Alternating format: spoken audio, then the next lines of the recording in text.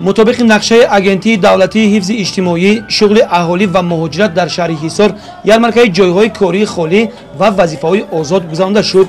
дар ярмаркаи мазкур наздик ба 37 корхона, ташкилоту идораҳо ва муассисаҳои шаҳри ҳисор иштирок намуда зиёда аз 306 ҷойҳои кори холиро пешниҳод карданд.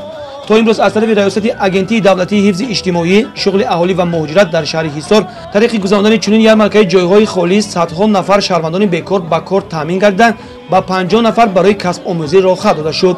дар маҷмӯи қариби 200 нафар шаҳрвандони бекор ба шуғлнокӣ ҷалб карда шудааст. пеш аз ҳама аз сиёсати пешгирифтаи сарвари давлат, асосгузори сулҳу ваҳдати миллӣ, пешвои миллат муҳтарам Эмомалӣ Раҳмон бармеояд ки мо бояд шаҳрвандони шаҳри Ҳисорро ба ҷои кори доимӣ таъмин намоем. ин аст вазифаи раёсати агентии меҳнат ва шуғли аҳолии шаҳри Ҳисор.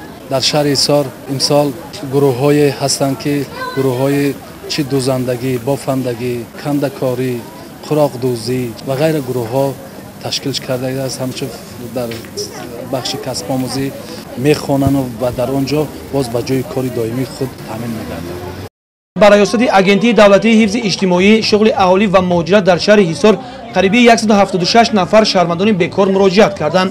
аз ин 105 нафар дар соҳаҳои гуногун бо кор таъмин карда шуда, дар асоси шартномаи тарафайн бо маркази таълимӣ ба 199 нафар ба касбомӯзии курсҳои кӯтоҳмуддат роҳхат дода шудааст.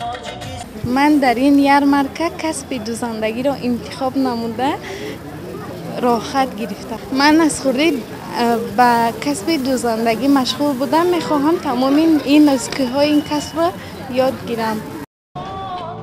раёсати агентии давлатии ҳифзи иҷтимоӣ шуғли аҳолӣ ва муҳоҷират дар шаҳри ҳисор аз рӯи нақша дар ҳар 3 моҳ чунин ярмаркаҳоро ташкил менамояд.